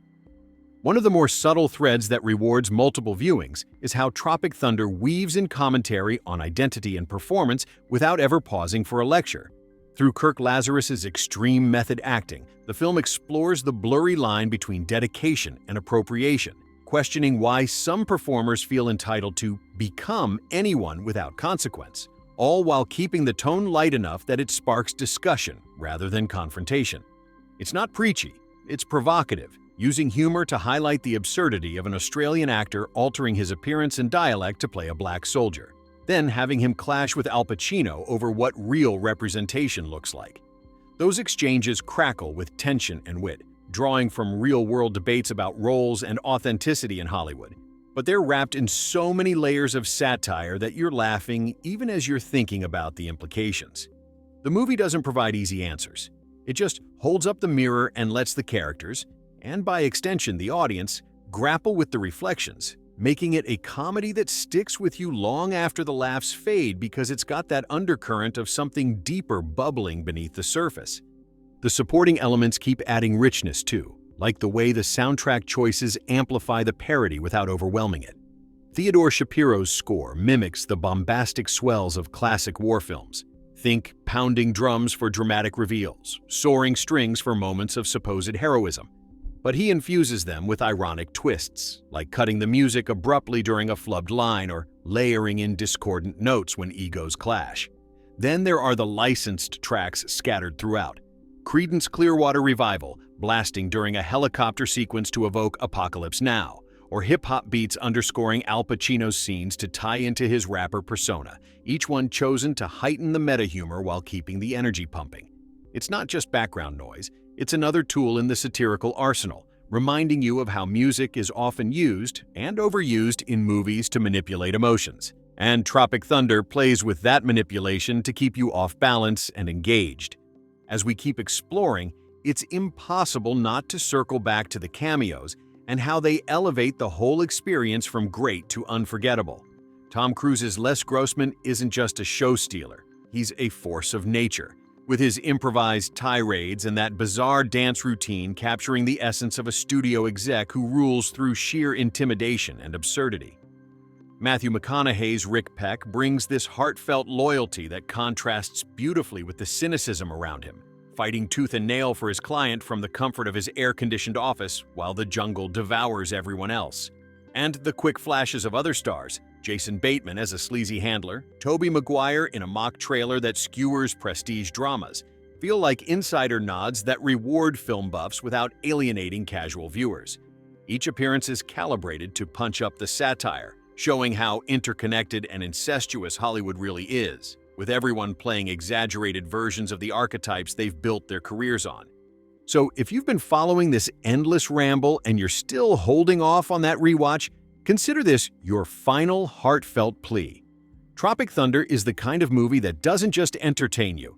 It challenges you to laugh at the things you love, to question the stories you consume, and to appreciate the sheer lunacy required to make something as ephemeral as a film feel permanent. It's bold, it's brash, it's brilliantly constructed from top to bottom, and it delivers laughs that echo long after the screen goes dark. We're still deep in the thick of Tropic Thunder's jungle, where the vines are made of quotable dialogue, the rivers run with pure absurdity, and every shadow hides another perfectly timed explosion of comedy gold. At this stage, it almost feels like we've become part of the expedition ourselves, sweaty, exhilarated, covered in metaphorical mud, and completely unwilling to turn back because there's always one more hilarious angle waiting just around the next bend. So, let's keep marching forward and zero in on how this movie turns the very concept of teamwork into something simultaneously heroic and hilariously dysfunctional, proving that sometimes the only thing holding a group together is the shared terror of looking weak in front of each other. From the moment the actors are airdropped into the real jungle, you can see the fault lines. Tug wants to be the leader, because that's what his action hero resume demands. Kirk Lazarus treats every interaction like an improv workshop he's directing. Jeff Portnoy is too busy fighting his own cravings to focus on anything else. Al Pacino keeps his walls up high while dropping passive-aggressive truth bombs, and poor Kevin Sandusky is the only one who actually prepared for the role but gets treated like the annoying intern who read the manual. They're not a team. They're a collection of walking egos forced into proximity by a director who's already checked out and a script that's basically become toilet paper. Yet as the days drag on and the dangers mount, fake drug lords who turn out to be very real, landmines that don't care about method acting, helicopters that crash because someone forgot to check the fuel, these clashing personalities start to sync up in the most reluctant, backhanded way possible. They don't hug it out or deliver tearful confessions around a campfire. They bond through mutual exasperation, through the unspoken agreement that if we die out here, at least we'll look cool doing it. It's anti-inspirational teamwork at its finest, survival not because they become better people, but because giving up would mean admitting defeat to the very people whose respect they pretend not to need. That twisted dynamic keeps every group scene crackling with tension and laughter. Every argument feels like it could end in fists or friendship, and half the time it somehow ends in both. Another layer that keeps revealing itself is how Tropic Thunder uses its own structure to mirror the Hollywood machine it's mocking. The film opens with those pitch-perfect fake trailers that sell us on the characters before we even meet them in the real world, just like studios sell us on stars through sizzle reels and press junkets. Then, it drops us into the jungle narrative that deliberately apes every war movie trope. Slow-motion walks, tense radio chatter, sweeping aerial shots, only to puncture each one with reality crashing in. A radio that's just static and insults, a heroic charge that ends in someone stepping on a twig and yelping, a dramatic standoff interrupted by someone needing to pee. By the time the third act rolls around and the movie goes full blockbuster mode with massive set pieces, chases, and a finale that feels ripped from a summer tentpole, it's doing so with full self-awareness, winking at the audience the whole time like, yeah, we know this is ridiculous, but damn if it isn't fun. That meta loop, starting as satire, becoming pastiche, then embracing the very spectacle it was mocking, creates this perfect circular irony that makes the whole thing feel smarter and more cohesive than most straight comedies ever manage. The dialogue rhythm deserves endless praise, too. The script, and all that glorious improvisation, has this musical quality where lines build on each other like jazz solos. Someone drops a setup, another person riffs on it, a third twists it into something unexpected, and suddenly you're in the middle of a verbal pileup that's impossible to predict but always lands. Downey's long, winding speeches about the craft feel like spoken-word poetry gone wrong. Jack Black's frantic outbursts are percussive machine gun fire. Ben Stiller's measured attempts at leadership keep getting derailed into deadpan exasperation. Even the smaller voices, Nick Nolte's gravelly non-sequiturs, Brandon T. Jackson's dry deflections, add their own tempo, turning conversations into symphonies of dysfunction. You can rewatch scenes just to study how the lines bounce off each other, how pauses are weaponized for maximum comedic impact, how a single well-timed "what" can detonate an entire exchange. And let's be honest, the sheer rewatchability comes from how densely packed every frame is with tiny joys. A background extra in the fake trailers trying and failing to keep a straight face. The way a character's walkie-talkie crackles with someone else's unrelated argument. The gradual disintegration of everyone's once pristine costumes, buttons missing, sleeves torn, faces smeared with real dirt from real hikes. The product placements that start subtle and end up so in your face they become the joke. These aren't throwaways. They're the filmmakers saying, "We thought of everything, and we're still thinking of you on your 10th viewing." That level of care turns a comedy into something closer to a puzzle you keep solving differently each time.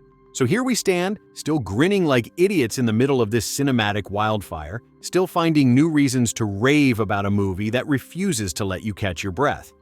Tropic Thunder isn't content to be merely funny. It wants to be unforgettable, unapologetic, and endlessly quotable. It wants you to walk away repeating lines in bad accents, debating which performance is the most unhinged, planning a group watch so everyone can lose their minds together.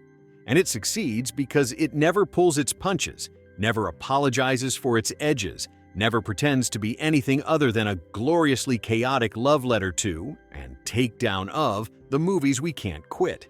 We're still trudging through the humid, laugh-soaked depths of Tropic Thunder, and at this point, it's starting to feel like we've set up camp right in the middle of the set. Tents pitched between napalm craters, campfires fueled by discarded booty sweat cans, and the constant background noise of egos clashing like poorly synchronized helicopters. But that's exactly the vibe this movie thrives on. The longer you linger in its world, the more you realize how every single element is calibrated to keep you hooked, off balance, and grinning like you've just survived something gloriously stupid. So let's keep pushing deeper into the undergrowth and shine a light on how Tropic Thunder turns the classic making of a movie disaster story into something far more ambitious, a full-blown autopsy of celebrity, performance, and the fragile illusion that anyone in Hollywood actually knows what they're doing.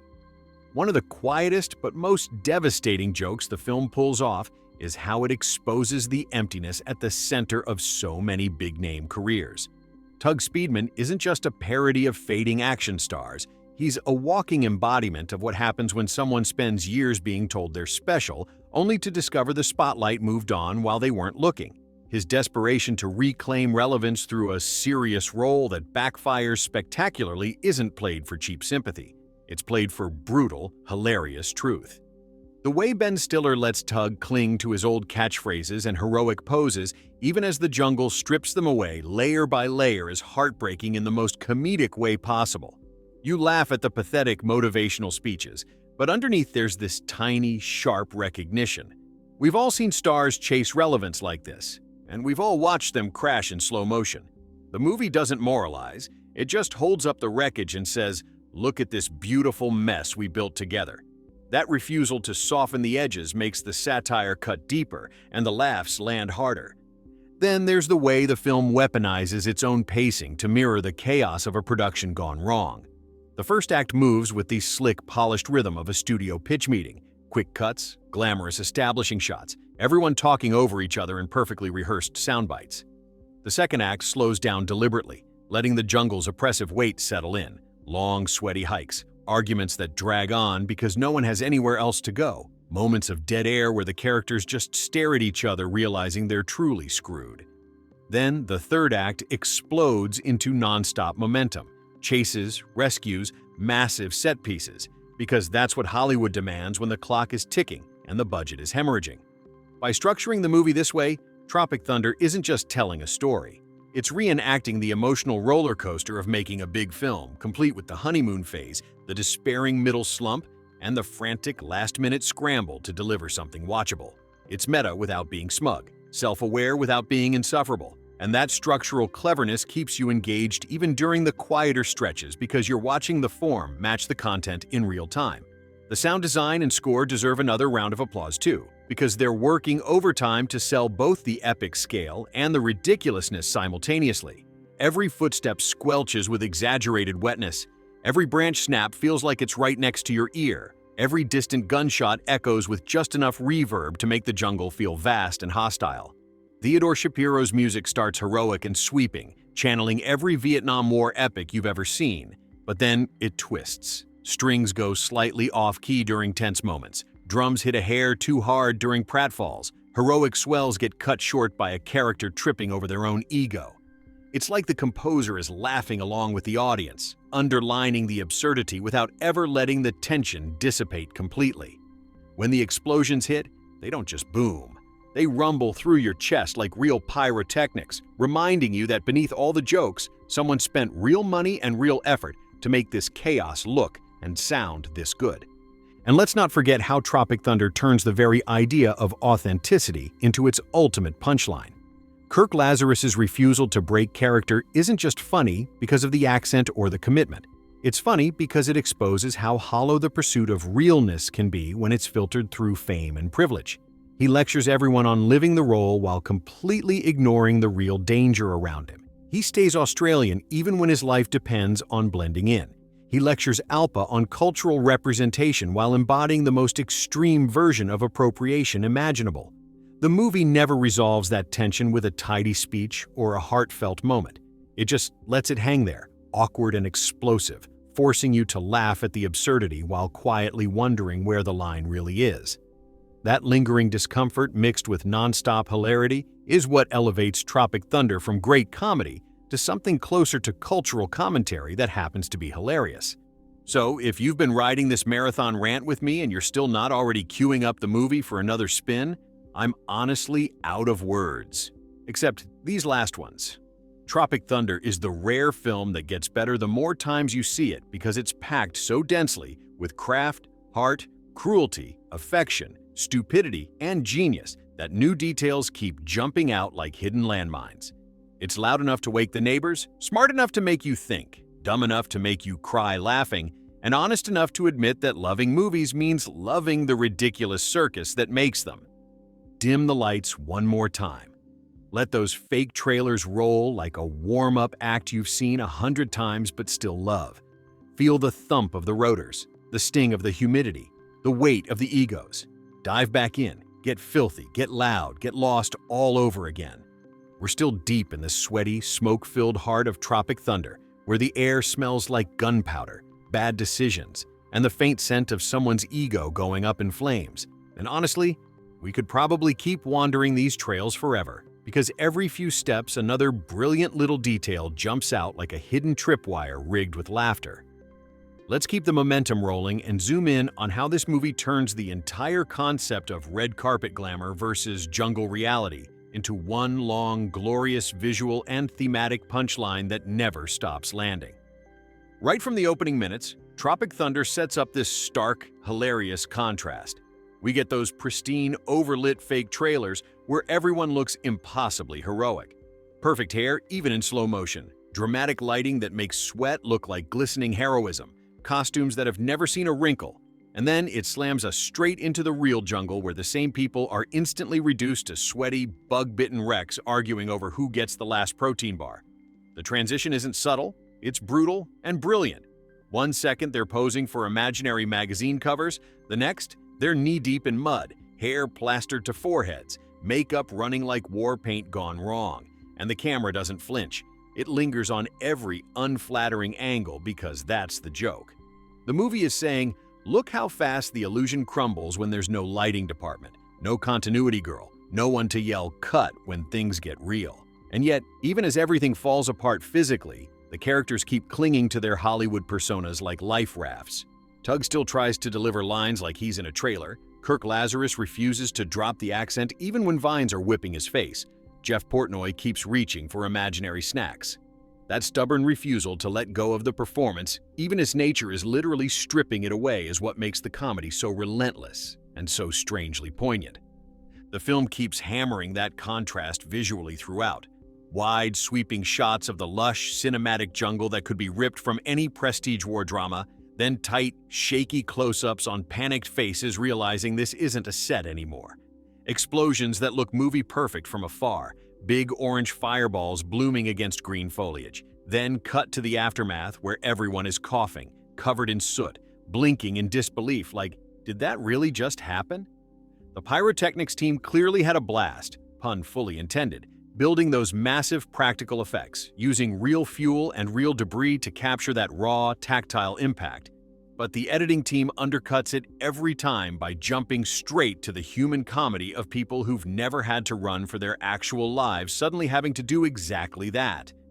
It's a masterclass in tonal whiplash, epic grandeur one beat, pathetic slapstick the next, And somehow it never feels jarring because the characters themselves are the bridge. They're the ones who keep trying to impose movie logic on real danger, and failing spectacularly. That push-pull between cinematic fantasy and grubby reality extends to every department. The costumes start pristine, crisp fatigues, shiny boots, perfectly placed bandanas, then degrade in real time. Rips from thorns, burns from close calls, layers of mud that no dry cleaner could ever fix. The makeup goes from subtle, rugged soldier shading to full-on streaked war paint mixed with actual dirt and sweat. Even the props tell the story. Walkie-talkies that crackle with useless static, maps that get soaked and useless, weapons that jam because no one remembered to clean them after the last take. Nothing stays perfect because perfection belongs to the controlled environment of a soundstage, and Tropic Thunder is all about what happens when you yank that control away and let chaos take the wheel. And speaking of chaos, the ensemble keeps finding new ways to collide in perfect, unpredictable harmony. You start noticing how certain pairings create their own mini-comedy engines. Tug and Kirk's constant power struggle over who's the real leader, Jeff and Alpa's weird mix of mutual disdain and reluctant respect, Kevin's quiet competence getting drowned out by everyone else's noise until he finally snaps and becomes the voice of reason. Every combination feels fresh because the actors are so locked in. They're listening, reacting, building on each other in real time, the way great improv troupes do. There's no hierarchy in the humor. Anyone can steal a scene at any moment, and that democracy of laughs keeps the energy electric from start to finish. So here we are, still grinning like fools in the middle of this glorious mess, still discovering new reasons why Tropic Thunder feels less like a movie and more like a living, breathing comedy virus that infects you with joy every time you revisit it. It's loud, it's mean, it's tender in the strangest places, it's smarter than it pretends to be, and it never once apologizes for any of it. That's why it endures. In a world full of safe, polished comedies that fade the second the credits roll, this one digs in its heels, lights a fuse, and dares you to look away. If you've been riding shotgun on this endless jungle trek with me, you already know the only logical next step. Kill the lights, max the volume, let those fake trailers wash over you like an old, beloved ritual. Feel the rotors shake the room, feel the heat of the explosions, feel the weight of those egos crashing into each other one more time. Dive back in, get filthy, get loud, get lost in the best possible way. We're still hacking our way through the endless, glorious thicket that is Tropic Thunder, where the foliage is thick with one-liners, the ground is littered with shattered egos, and every rustle in the bushes turns out to be another perfectly timed punchline waiting to ambush you. By now, it feels like we've been out here long enough to start naming the landmarks. The napalm ridge where the opening sequence scorched the screen, the mud pit of method acting where Kirk Lazarus refuses to break character even as mosquitoes declare war, the cliff of cringe where Tug Speedman's Simple Jack trailer plays on eternal loop in everyone's nightmares. But there's no turning back now. The movie keeps pulling us deeper with that addictive mix of chaos, craft, and sheer unapologetic nerve that makes it impossible to look away. One of the things that keeps hitting harder the longer we talk about it is how Tropic Thunder refuses to let any single joke overstay its welcome, yet somehow makes the callbacks feel like reunions with old friends. Take the way certain absurdities get planted early and then bloom later with devastating timing. A throwaway line about someone's agent or a product placement that seems like background noise suddenly resurfaces in the heat of a life-or-death moment and detonates all over again.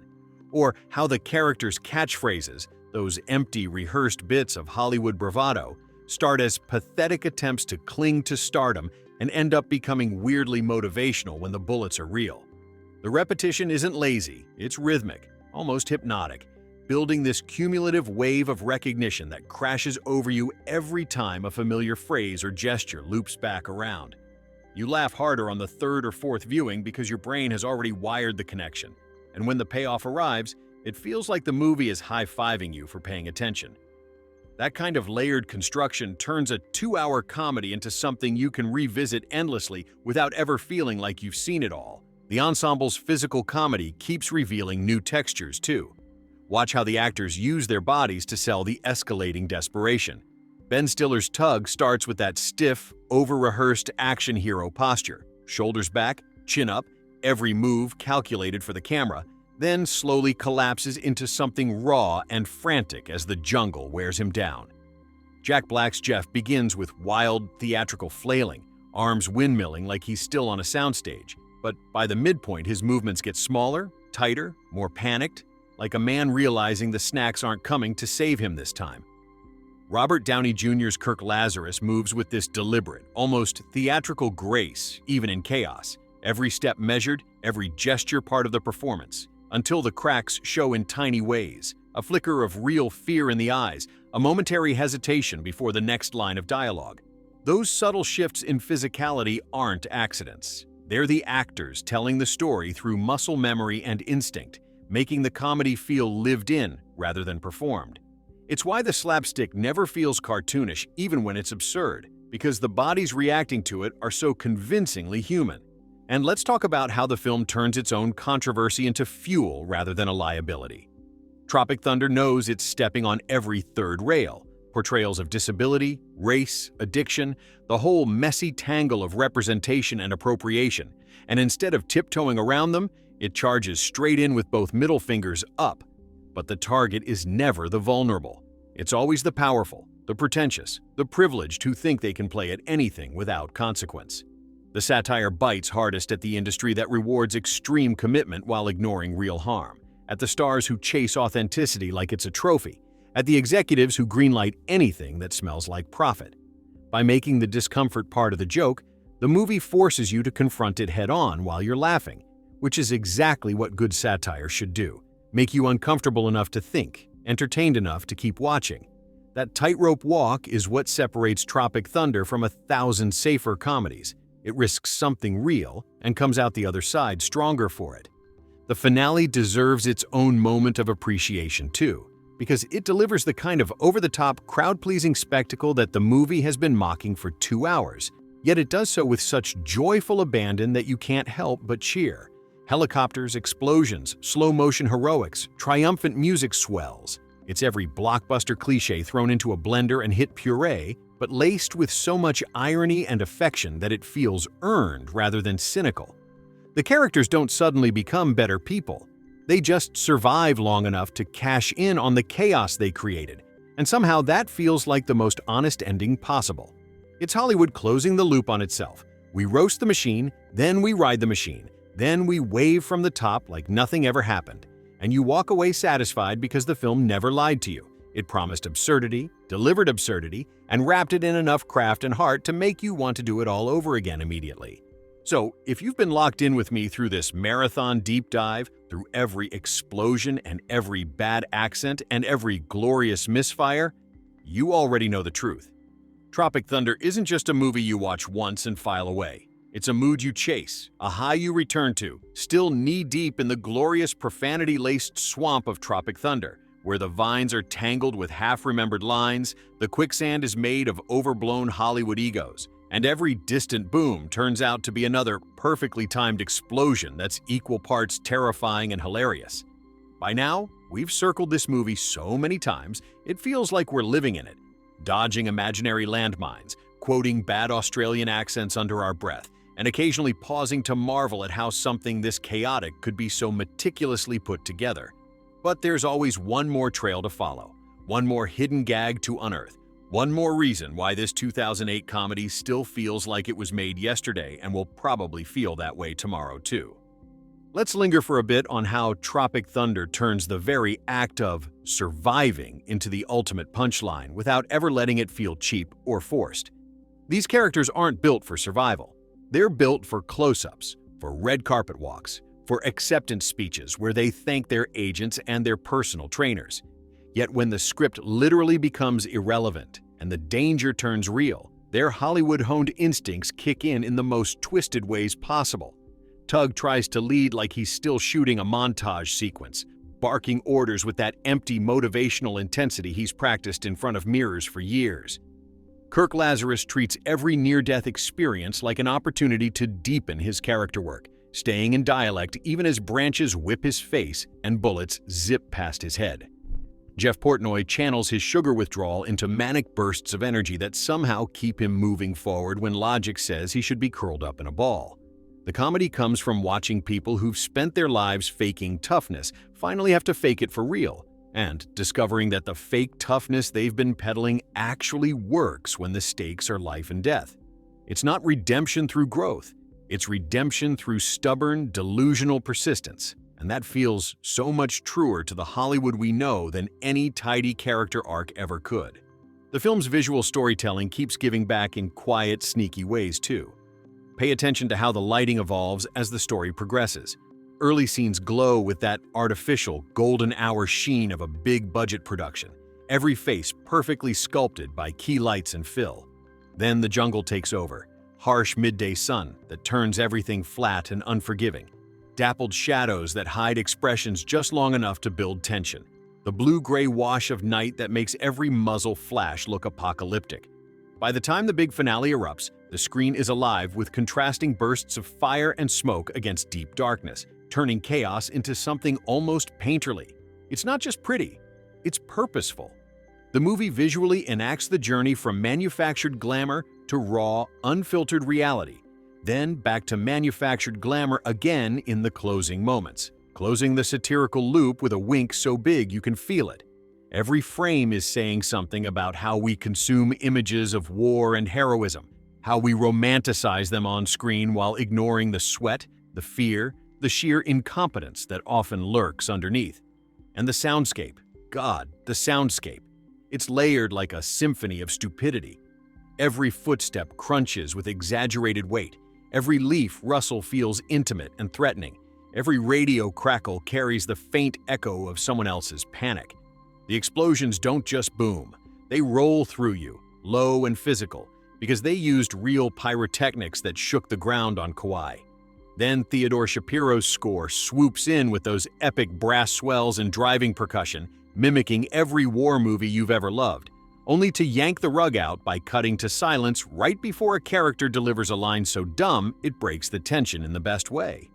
The interplay between diegetic chaos and non-diegetic heroism creates this constant push-pull that keeps you emotionally off balance. You're pumped like it's a real action sequence, then you're laughing because someone just tripped over their own grenade pin. That tonal juggling act is what makes the film feel alive in a way most comedies never manage. One more thing that never gets old: how the movie turns its own marketing into part of the satire without breaking a sweat. The booty sweat cans scattered like Easter eggs, the bust-a-nut wrappers crumpled in the dirt, the fake websites and mockumentaries that spilled out into the real world. They are all extensions of the joke, reminding you that Hollywood doesn't just make movies, it sells universes around them. Tropic Thunder doesn't just parody the films, it parodies the entire ecosystem, the tie-ins, the hype, the shameless product placement, and does it while delivering one of the most shamelessly entertaining packages imaginable. It's having its cake, eating it, then using the empty plate to swat at the people who baked it. So, if you've been locked in with me through all these winding paths, through every fireball and every facepalm moment, you already know the score. Tropic Thunder isn't content to be funny once. It wants to be funny forever. It wants to live rent-free in your head, popping up at random times with a line or a look that sends you spiraling into laughter all over again. It wants to be the movie you force friends to watch at 2 a.m., the one you quote in group chats until everyone blocks you, the one you return to whenever the world feels too safe and too serious. Still knee-deep in the glorious, profanity-laced swamp of Tropic Thunder, where the vines are tangled with half-remembered lines, the quicksand is made of overblown Hollywood egos, and every distant boom turns out to be another perfectly timed explosion that's equal parts terrifying and hilarious. By now, we've circled this movie so many times it feels like we're living in it, dodging imaginary landmines, quoting bad Australian accents under our breath, and occasionally pausing to marvel at how something this chaotic could be so meticulously put together. But there's always one more trail to follow, one more hidden gag to unearth, one more reason why this 2008 comedy still feels like it was made yesterday and will probably feel that way tomorrow too. Still knee-deep in the glorious, profanity-laced swamp of Tropic Thunder, where the vines are tangled with half-remembered lines, the quicksand is made of overblown Hollywood egos, and every distant boom turns out to be another perfectly timed explosion that's equal parts terrifying and hilarious. By now, we've circled this movie so many times It feels like we're living in it, dodging imaginary landmines, quoting bad Australian accents under our breath, and occasionally pausing to marvel at how something this chaotic could be so meticulously put together. But there's always one more trail to follow, one more hidden gag to unearth, one more reason why this 2008 comedy still feels like it was made yesterday and will probably feel that way tomorrow too. Let's linger for a bit on how Tropic Thunder turns the very act of surviving into the ultimate punchline without ever letting it feel cheap or forced. These characters aren't built for survival. They're built for close-ups, for red carpet walks, for acceptance speeches where they thank their agents and their personal trainers. Yet when the script literally becomes irrelevant and the danger turns real, their Hollywood-honed instincts kick in the most twisted ways possible. Tug tries to lead like he's still shooting a montage sequence, barking orders with that empty motivational intensity he's practiced in front of mirrors for years. Kirk Lazarus treats every near-death experience like an opportunity to deepen his character work, staying in dialect even as branches whip his face and bullets zip past his head. Jeff Portnoy channels his sugar withdrawal into manic bursts of energy that somehow keep him moving forward when logic says he should be curled up in a ball. The comedy comes from watching people who've spent their lives faking toughness finally have to fake it for real, and discovering that the fake toughness they've been peddling actually works when the stakes are life and death. It's not redemption through growth. It's redemption through stubborn, delusional persistence, and that feels so much truer to the Hollywood we know than any tidy character arc ever could. The film's visual storytelling keeps giving back in quiet, sneaky ways too. Pay attention to how the lighting evolves as the story progresses. Early scenes glow with that artificial golden hour sheen of a big-budget production, every face perfectly sculpted by key lights and fill. Then the jungle takes over, harsh midday sun that turns everything flat and unforgiving, dappled shadows that hide expressions just long enough to build tension, the blue-gray wash of night that makes every muzzle flash look apocalyptic. By the time the big finale erupts, the screen is alive with contrasting bursts of fire and smoke against deep darkness, turning chaos into something almost painterly. It's not just pretty, it's purposeful. The movie visually enacts the journey from manufactured glamour to raw, unfiltered reality, then back to manufactured glamour again in the closing moments, closing the satirical loop with a wink so big you can feel it.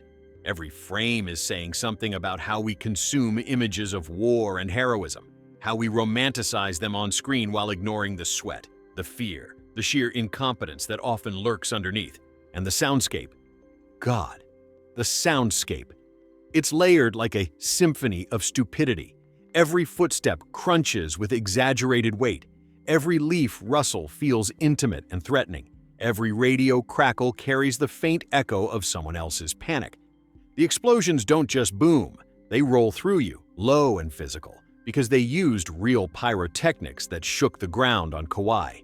Then Theodore Shapiro's score swoops in with those epic brass swells and driving percussion, mimicking every war movie you've ever loved, only to yank the rug out by cutting to silence right before a character delivers a line so dumb it breaks the tension in the best way. The interplay between diegetic chaos and non-diegetic heroism creates this constant push-pull that keeps you emotionally off balance. You're pumped like it's a real action sequence. Then you're laughing because someone just tripped over their own grenade pin. That tonal juggling act is what makes the film feel alive in a way most comedies never manage. One more thing that never gets old, how the movie turns its own marketing into part of the satire without breaking a sweat. The booty sweat cans scattered like Easter eggs, the bust-a-nut wrappers crumpled in the dirt, the fake websites and mockumentaries that spilled out into the real world. They're all extensions of the joke, reminding you that Hollywood doesn't just make movies, it sells universes around them. Tropic Thunder doesn't just parody the films, it parodies the entire ecosystem, the tie-ins, the hype, the shameless product placement, and does it while delivering one of the most shamelessly entertaining packages imaginable. It's having its cake, eating it, then using the empty plate to swat at the people who baked it. So if you've been locked in with me through all these winding paths, through every fireball and every facepalm moment, you already know the score. Tropic Thunder isn't content to be funny once. It wants to be funny forever. It wants to live rent-free in your head, popping up at random times with a line or a look that sends you spiraling into laughter all over again. It wants to be the movie you force friends to watch at 2 a.m., the one you quote in group chats until everyone blocks you, the one you return to whenever the world feels too safe and too serious.